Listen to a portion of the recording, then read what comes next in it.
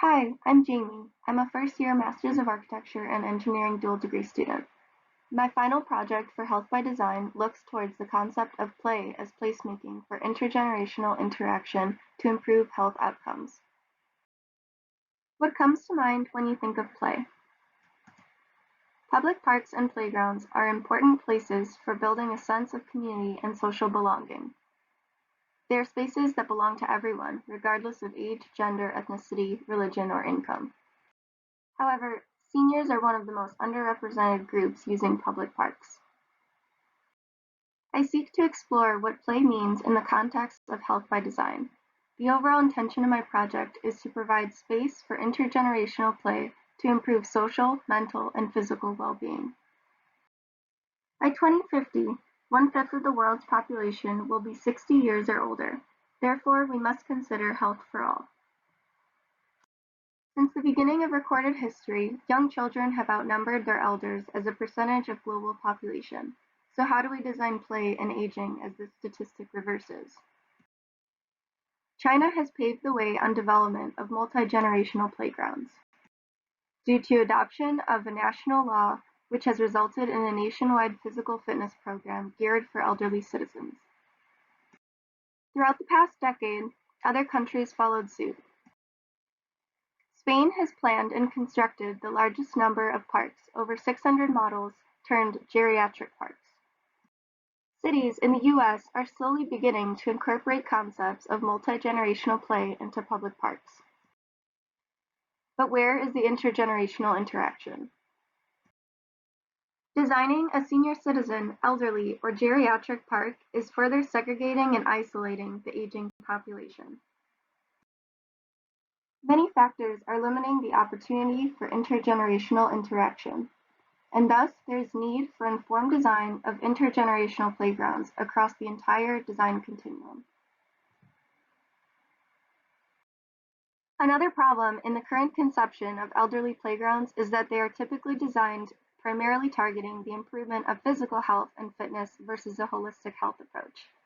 When considering play's role in health, we must design for a state of complete physical, mental, and social well-being and not merely the absence of disease or infirmity. By creating spaces for intergenerational interaction to occur in playful environments, it will increase the physical, mental, and social stimulation of all ages, thus improving overall health and well-being. Research methods include literature reviews, case studies, and qualitative observations. A study from UCLA asked the elderly what their ideal parks looked like, and they highlighted natural attributes, social interactions, security, and age-friendly design. The following design guidelines have been developed with elders in mind. Some of the most important outcomes are safety, physical activity, and contact with nature. I created a persona based on elders' needs, thoughts, and perceptions. Many of these ideas are not all that different from children's needs and perceptions. If we can design for both extremes, we can design healthier playscapes for all. I visited Ahmedabad, India this past spring break and performed qualitative observations of elderly and children over the course of 2 weeks. For the purposes of developing a context-specific design, I chose ramapir no tekra in Ahmedabad, India, to illustrate that each playground's users have a unique set of cultural, ethnic, and other socio-demographic values and constraints. What elements and qualities are deterring users from these parks? I became inspired when considering the prompt for intergenerational health in Indian context. In doing qualitative observations, I found that the elderly valued very basic elements, such as open space, nature, light, and air. I realize these observations have many similarities to American context and other case studies. Stress produces cortisol, and high levels of cortisol leads to dementia and cognitive impairment. Well-designed parks can improve this. My project interjects on the architectural scale of the design continuum, with informed intention to disseminate knowledge on the individual information level in order to create eventual changes at the policy and urban realm levels. By categorizing and deconstructing elements of play into their basic forms, we can begin to reimagine their roles in providing both space for children and elderly to interact. These taxonomies are representative of conventional artifacts of the playground, reimagined and repurposed. Informed playscapes for intergenerational interaction can lead to physical, mental, and social health outcomes.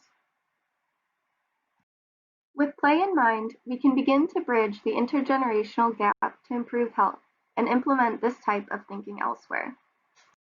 Today, during the COVID-19 pandemic, our playgrounds are empty.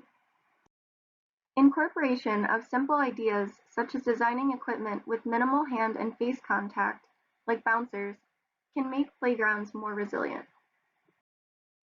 Many of these concepts and interventions can be implemented in your own home. You can find a playground wherever you are. Now more than ever, we can use a little playfulness, some lighthearted fun.